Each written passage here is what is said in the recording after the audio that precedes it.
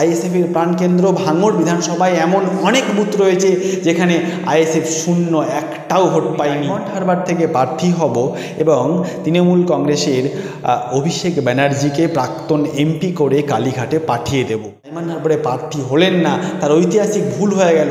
দেখুন, এটা কিন্তু মনে রাখতে হবে যে সব ভোট জেতা যায় না, কিছু ভোট চ্যালেঞ্জ নিয়ে লড়তে হয়। নমস্কার দর্শক, আপনারা দেখছেন আদিক আলোচনায় রয়েছি আমি আফ্রিদি। আমাদের চ্যানেলে আপনাকে আরও একবার স্বাগত জানাই। দর্শক, লোকসভা ভোটের 3 থেকে 4 মাস আগে ভাঙড়ের বিধায়ক নওশাদ সিদ্দিকী, যিনি আব্বাস সিদ্দিকীর ভাই, সেই নওশাদ সিদ্দিকী জোর গলায় একটা কথা বলেছিলেন, এবার 2024 সালের লোকসভা নির্বাচনে দল যদি আমাকে অনুমোদন দেয়, আমি ডায়মন্ড হারবার থেকে প্রার্থী হব এবং তৃণমূল কংগ্রেসের অভিষেক ব্যানার্জিকে প্রাক্তন এমপি করে কালীঘাটে পাঠিয়ে দেব। তারপরে জল যত গড়ালো, লোকসভা নির্বাচন যত এগিয়ে এলো, একটা ধোঁয়াশা কিন্তু পরিষ্কার হয়ে গেল। তিনি কিন্তু প্রার্থী হলেন না। তিনি একটা সাফাই দিলেন যে তিনি বললেন দল আমাকে অনুমোদন দেয়নি, তাই আমি প্রার্থী হতে পারছি না।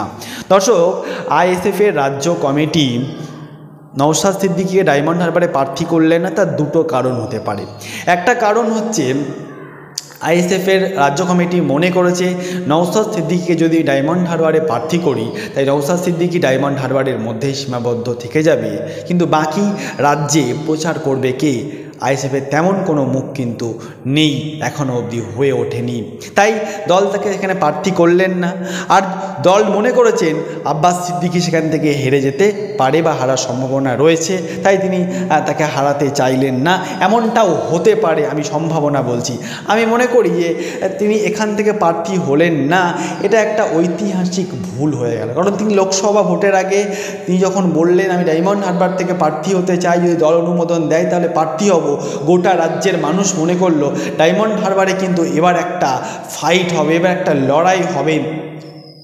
তিনি কিন্তু যখন প্রার্থী হলেন না, সবাই তখন মনে করলো যে তিনি হয়তো ভয় পেয়েছেন।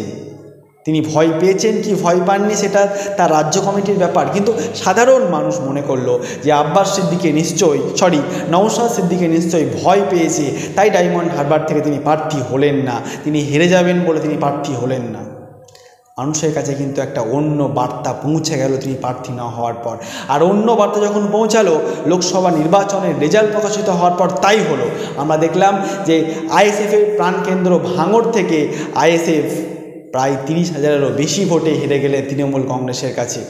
এমনকি আমি এটাও দেখিয়ে দিতে পারি, অন্য একটা ভিডিওতে আমি দেখাবো যে এই ভাঙড় থেকে আইএসএফের প্রাণকেন্দ্র ভাঙড় বিধানসভায় এমন অনেক বুথ রয়েছে যেখানে আইএসএফ শূন্য, একটাও ভোট পায়নি। আমি মনে করি নওশাদ সিদ্দিকীর যেমন ডায়মন্ড হারবারে প্রার্থী হলেন না, তার ঐতিহাসিক ভুল হয়ে গেল। দেখুন, এটা কিন্তু মনে রাখতে হবে যে সব ভোট জেতা যায় না, কিছু ভোট চ্যালেঞ্জ নিয়ে লড়তে হয়।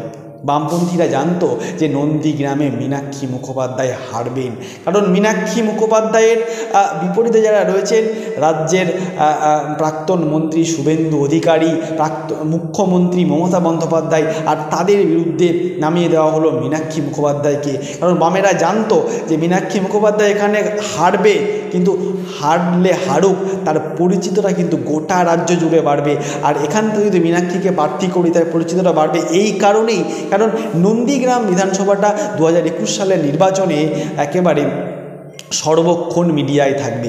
এই কারণেই থাকবে কারণ সেখানে হেভিওয়েট প্রার্থী মুখ্যমন্ত্রী শুভেন্দু অধিকারীর মতো মানুষরা সেখানে প্রার্থী হয়েছেন, তাই মীনাক্ষী মুখোপাধ্যায়ের পরিচয়টা বাড়বে। আর ঠিক তাই হলো, গোটা রাজ্য জুড়ে মীনাক্ষী মুখোপাধ্যায়ের পরিচয় কিন্তু বেড়ে গেল। আমরা দেখেছি যে গ্রামগঞ্জে এখন মীনাক্ষী মুখোপাধ্যায় গেলে তাকে দেখার জন্য হাজারে হাজারে মানুষ রাস্তায় দাঁড়িয়ে যায়।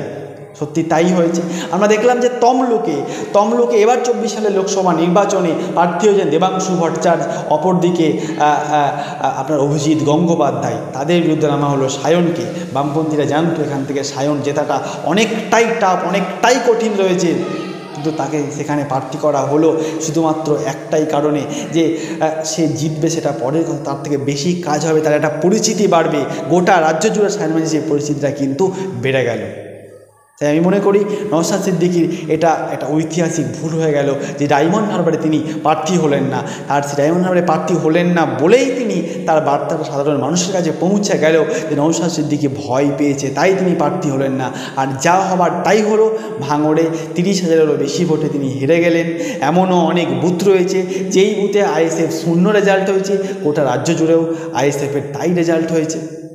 তাই দর্শক, আমরা সবসময় চেষ্টা করব এরকম আপনাদের সামনে কি তথ্য তুলে আনতে। আপনারা ভালো থাকবেন, সুস্থ থাকবেন, সাবধানে থাকবেন, সর্বক্ষণ আমাদের চ্যানেলের পাশে থাকবেন। আমরা তথ্য দিয়ে সবসময় কথা বলি।